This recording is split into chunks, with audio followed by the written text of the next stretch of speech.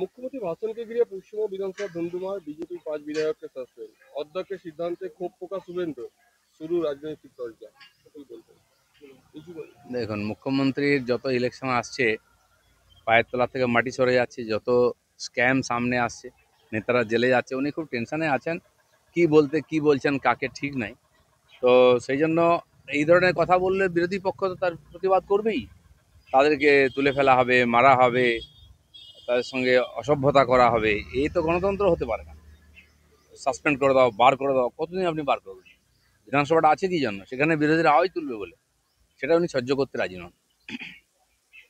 বছর ঘুরলেই বিধানসভা নির্বাচন, সেই নির্বাচনকেই পাখির চোখ, একাধিক জেলা নেতৃত্বের সঙ্গে বৈঠকে অভিষেক। ঠিক আছে, ইলেকশন আসছে, করবেন।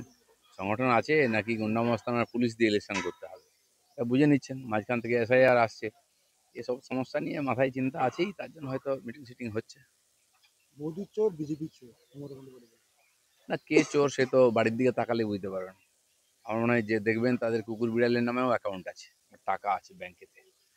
যার সব পরিবারের সবাই, একটা পরিবারের সবাই ভ্রষ্টাচারী, সবার নামে কোনো না কোনো কমপ্লেন, সেই নিয়ে নিজেদের মধ্যে মারপিট।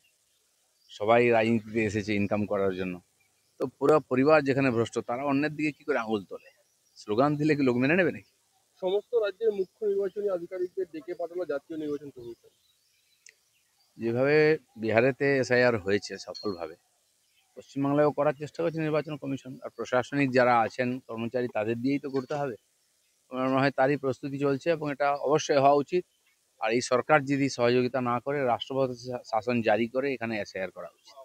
দাদা, আজ বেঙ্গল ফাইল রিলিজ হচ্ছে, কিন্তু ওয়েস্ট বেঙ্গল গভর্নমেন্ট পারমিশন দিল না রাজ্যে রিলিজ করার। বাংলায় কি হচ্ছে বাংলার লোক জানতে পারবে না, বাইরের লোক জানবে। কিন্তু জেনে রাখুন, আজকার দিনে কোনো জিনিস কেউ আটকে রাখতে পারবে না, চেপে রাখতে পারবে না।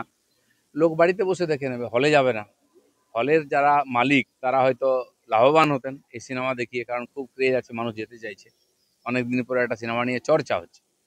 তো মানুষকে তো দেখতে আর আটকানো যাবে না, লোক দেখবেই। তো যত বাধা দেবেন তত বেশি প্রচার হবে। বিজেপি কি বিগ জিরো করে দেবে তৃণমূল আগামী ভোটে, এবং যে শূন্য আসনগুলো বিজেপি বিধায়করা বেরিয়ে গেছিল হাউস থেকে, এই আসনগুলো তৃণমূলের লোকে ভরে যাবে মমতা বলছেন। সে তো বলতেই হবে, ভোট এলে নিজের লোকেদের একটু মনের জোর বাড়াবার জন্য বলা হচ্ছে। কিন্তু সারা পশ্চিমবাংলায় কি চলছে? সব জায়গায় সরকারের বিরুদ্ধে আন্দোলন, কর্মচারী থেকে আরম্ভ করে, টিচার থেকে আরম্ভ করে, সাধারণ মানুষ যেভাবে নেমেছিল আরজিকরকে কেন্দ্র করে লক্ষ লক্ষ সংখ্যায়। ঐতিহাসিক কালে এরকম আন্দোলন দেখা যায়নি কোথাও দেশেতে। তো সেটার ঢেউ তো লাগবেই ইলেকশনে, বুঝতে পারবেন উনিও কে কোথায় আছে। এবার মমতার মুখে মুসলিম লীগ তত্ত্ব, তিনি বলছেন যে আগামী দিনে আপনাদের মুসলিম লীগ করতে হবে। এতদিন বিজেপি এই ধরনের কথা বলে এসেছে, মমতার মুখে শোনা গেল এবার। সে তো উনি ইনডাইরেক্টলি মুসলিম লীগই করছেন, মুসলিম লীগের দরকার নেই আর। তো মানুষ সেটার বিচার করবে। চলো চলো।